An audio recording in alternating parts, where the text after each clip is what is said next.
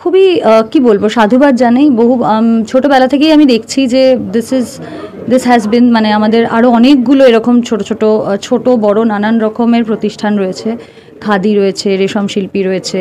So এটা তো definitely একটা দারুণ দারুণ উদ্যোগ।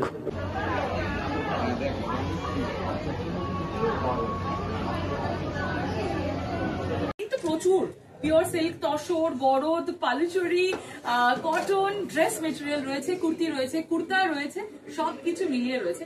বাট এখন আপাতত আজকে যেটা জন্য এই যে আমাদের ভেরি গর্জিয়াস সোলাঙ্কি রয়েছে এখানে, তার জন্য থ্যাংক ইউ সো মাচ। বলতে হলো না, একটু জোরে হাততালি হোক, এটা একটুখানি করতালির মাধ্যমে এই Yes, I think এই মুহূর্তে এইটা একটা খুব ইম্পর্টেন্ট গিফট, যেটা আই থিঙ্ক আমাদের সকলকে চেরিশ করা উচিত। এবং একটা পিকচার পারফেক্ট মোমেন্টের জন্য বলবো একটু ক্যামেরার দিকে নজর রাখার জন্য। এবং পিকচার পারফেক্ট মোমেন্টস।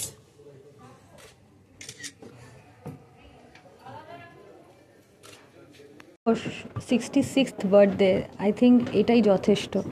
এত বছর ধরে 68, 66 নয়, 68th বার্থডে, 68 বছর আমি জন্মাইনি, তার আগে থেকে রেশম শিল্পী রয়েছে। তো এত বছরের একটা এত সাকসেসফুল জার্নি, সেটাই আমার মনে হয় অনেকটা বলে দিচ্ছে যে এত দিন ধরে, এতগুলো বছর ধরে একটা সরকারি প্রতিষ্ঠান, সেটা আমরা জানি আমাদের সরকারি এই যে ছোটো ছোটো প্রতিষ্ঠানগুলো রয়েছে, তারা কিভাবে আমাদের বাংলার যে শিল্পীরা তাদের কাজ মানে গ্লোবাল মার্কেটে নিয়ে আসছে, এবং রেশম শিল্পী খুব সাকসেসফুলি সেটা এতগুলো বছর ধরে করেছে।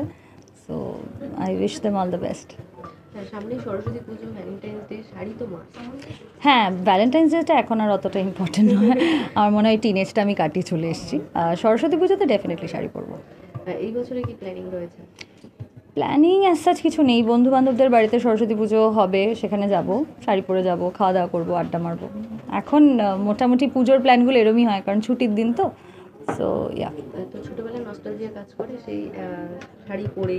হ্যাঁ, স্কুলে যাওয়াটা খুব ইম্পর্ট্যান্ট একটা ব্যাপার ছিল, কারণ সারা বছর স্কুল ড্রেস থাকতো, ওই একটা দিনই শাড়ি পরে ভীষণ সুন্দর করে সেজে, মানে অ্যালাউড ছিল আর কি। সো সেটা তো একটা ভীষণ ইম্পর্ট্যান্ট ব্যাপার ছিল তখন। এবং আমি ইনফ্যাক্ট আই থিঙ্ক স্কুল পাশ করার পরেও আমরা বহু বছর, বেশ কয়েক বছর আর কি, যত বছর বন্ধুবান্ধবরা কলকাতা শহরে ছিল, আমরা স্কুলে যেতাম। এখন আর আনফর্চুনেটলি সেটা হয় না, বাট হ্যাঁ, মিস তো করি ডেফিনেটলি। ভ্যালেন্টাইন্স ডেকে আমরা একটা প্রেমের দিন হিসেবে দেখি, কিন্তু তার থেকেও বড় কথা সরস্বতী পুজো কিন্তু তার থেকেও বিশাল আমাদের কাছে, সেটা বাঙালিদের কাছে। হ্যাঁ হ্যাঁ, সেরকম সরস্বতী পুজো প্রেম হয়েছে কখনো? সরস্বতী পুজোয় প্রেম আলাদা করে হয়নি। ওই স্কুল কলেজে যখন প্রেম টেম করতাম, তখন সরস্বতী পুজোটা খুব ইম্পর্ট্যান্ট ছিল আর কি। ওই শাড়ি পরে, পাঞ্জাবি পরে একসাথে বেরোনো হবে, এইগুলো যেরকম হয় আর কি সবারই। তো ভাগ্যলক্ষ্মী যখন দর্শকদের থেকে ভালো, খুবই ভালো রেসপন্স পাচ্ছি। খুব ডিফারেন্ট একটা সিনেমা, এরকম একটা ছবি এর আগে বাংলায় হয়নি। মৈনাক ভৌমিকেরও এটা একদম প্রথম একটা ডার্ক থ্রিলার কমেডি, এরকম একটা জনরা, আমিও প্রথমবার।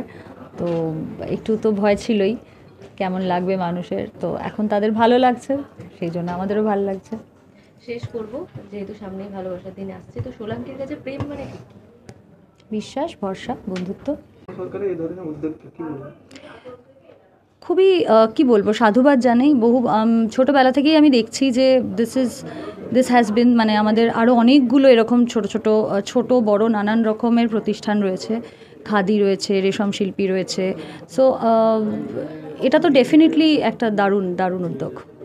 বন্ধুর বিয়ে হয়েছিল বাইরে, এবং সেখানে যা হয় আর কি, সবাই গাউন, মানে যে, কারণ তারা এই দেশীয়ই নয়, তো ন্যাচারালি তাদের বিয়ের অ্যাটায়ারটাও একদম সাদা কালো, ছেলেরা কালো আর কি, মেয়েরা মানে বউ যে সে সাদা, বাকি যে ব্রাইডস মেডস তারা একটা মফ, মানে খুব প্যাস্টেল শেডস, তার মধ্যে আমি একটা লাল পাড় সাদা শাড়ি বেনারসি পরে ঘুরে বেড়াচ্ছিলাম।